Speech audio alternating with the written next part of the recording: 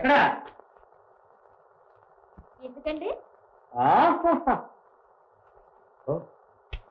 ఎంత చక్కగా ఉన్నావే. ఇదంతా మీకోసమే కదండి. అవును, కానీ ఎలా ఏ వెళుతున్నాంగా. ఎక్కడికి?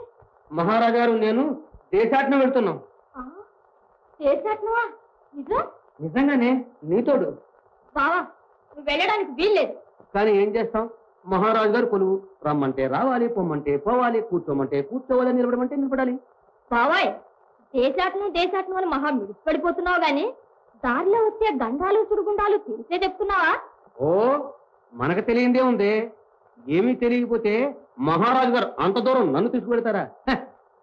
ఆయనకి తెలియని విషయాలన్నీ నా దగ్గర నేర్చుకోవడానికే నన్ను తీసుకువెళ్తున్నారు. సంతోషించాం గాని చీమందూరిని చిట్టడవుల్లో, కాకుందూరిని కారడవుల్లో ప్రయాణం చేయాలి.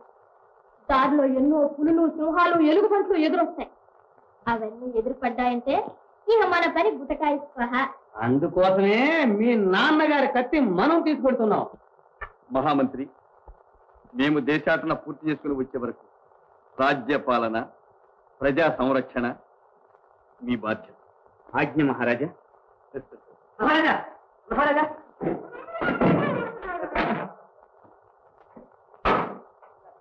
మహారాజా, మహారాజా, నేను సిద్ధం. ఎందుకు? దేశానికి. సరే, ఇంకే పిల్లిని సంకన పెట్టుకోలేదంటే. పిల్లి కాదు మహారాజా, పులి. పులి. మీకేం భయం మహారాజా?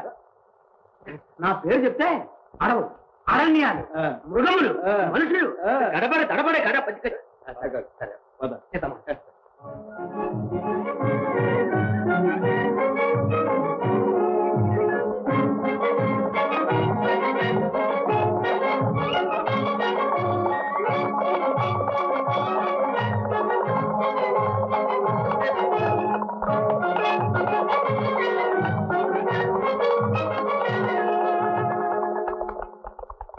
మహారాజా, మహారాజా, నా వల్ల కాదయ్యా బాబు.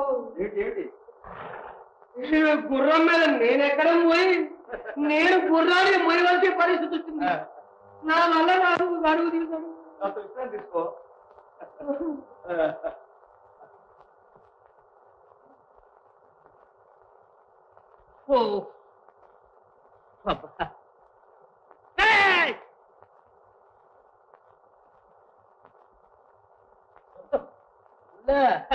చేయనుకున్నాను, అన్నీ ముళ్ళే.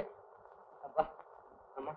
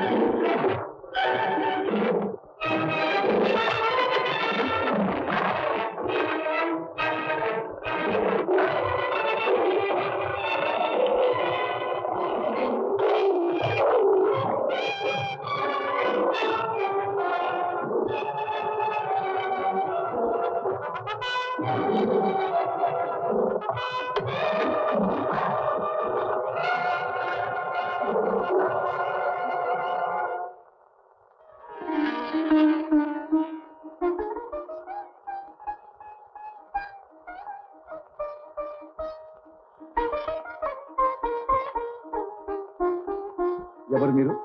ఇలా ఎందుకు వచ్చారు? మీరు చంద్రసేన మహారాజు గారి కుమార్తె ప్రభావతి దేవి. ప్రభావతి దేవి?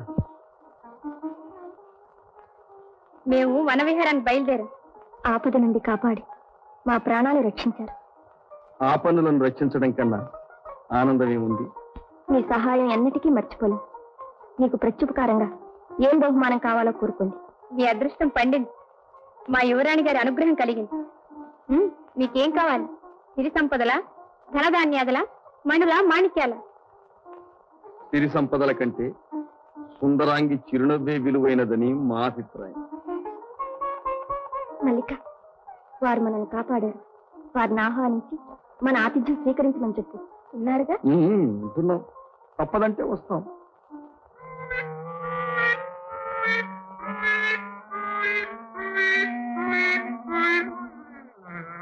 అబ్బా ఉండండి మహారాజా, నిద్రలో ఉన్నాను. అబ్బా ఏమిటండి, నన్ను ఇబ్బంది పట్టకండి, మీకు దండం పెడతాను. అయ్యో బాబో, నిద్రలో ఉన్నాను. అబ్బా ఉండండి మహారాజా, నన్ను ఏడిపించదు. ఎందుకంటే నేను లేచకపోతాను, నా కోపం వచ్చిందంటే. ఏమిటి అర్థమాను, మంచి తోట లేకపోతే త్వరగా పెళ్లి చేసుకోండి, వేళకొని పడుతుంది. అబ్బా ఏమిటండి ఎలుగుబట్లగా మధ్య చెడ్డ లేకపోతే సరే. ఏమిటి మరి, ఎక్కడ మీరు ఏంటి? ఇదేమిటి ఇదేమిటి మహారాజా, ఒంటి నిండా బొచ్చు?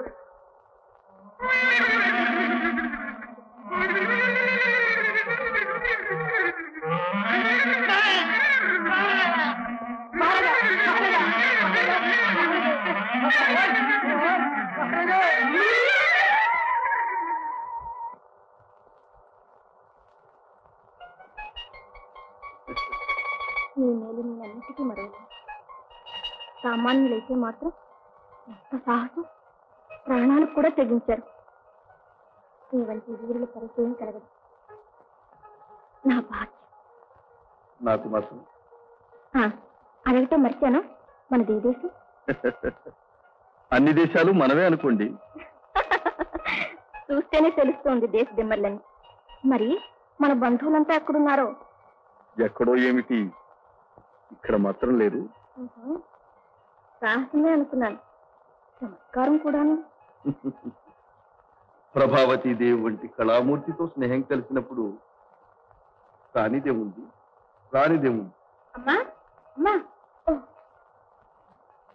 అమ్మా, సరే మీరు వెళ్ళి మల్లిపల్లి దగ్గర మామిడిపండు కొట్టుకోండి. మామిడిపళ్ళ మల్లిపండు దగ్గర మల్లిపల్లి.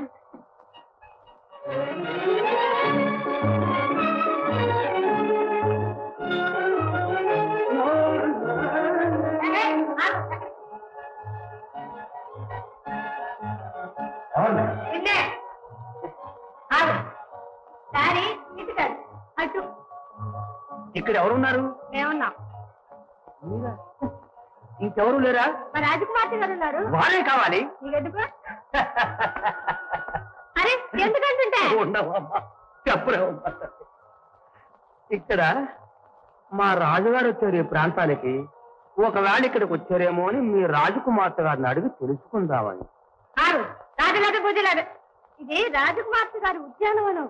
ఓహో, ఉద్యానవనమా? ఆకులు కూడా వాసనిస్తున్నాయే. అయ్యో, కాస్త లోపలికి వెళ్ళనుమ్మా తల్లి. వెళ్ళు గాని ఆర్టీ లోపలికి వెళ్ళకు. అబ్బే, ఆర్టీ లోపలికి వెళ్ళనుగా. అక్కడ రాజకుమార్తె గారు ఉన్నారు, జాగ్రత్త. ఆ మెలుపులని నాకు తెలిసినమ్మా. రాజులు మహారాణులు ఉండే ఉద్యానవన్నమాట.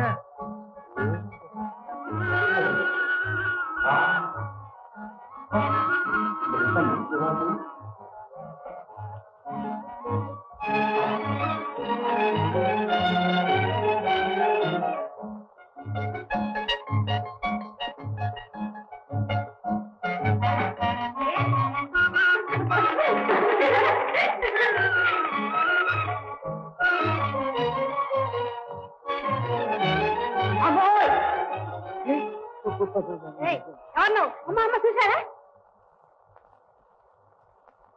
కళ్ళతో కాళ్ళు కొడతా సరి. చూసావా? ఎవరు నువ్వు? మెమ్మె ఎందుకు వచ్చావు ఇక్కడికి? మీకోసం. క్షమించండి. ఎందుకు క్షమించాలి? ఎవరు నువ్వు? ఎందుకు వచ్చా? ఏం కావాలి? నేను మా మహారాజు గారు దేశాటన బయలుదేరాం. మధ్యదారిలో నాకు నిద్ర వచ్చింది. నేను నిద్రపోయాను. లేదు చూదు కదా, అక్కడ మహారాజు గారు లేరు. వారికి బదులు పెద్ద ఎలుగుబంటి ఉంది. అది నా మీదకు దూకింది. నేను నేను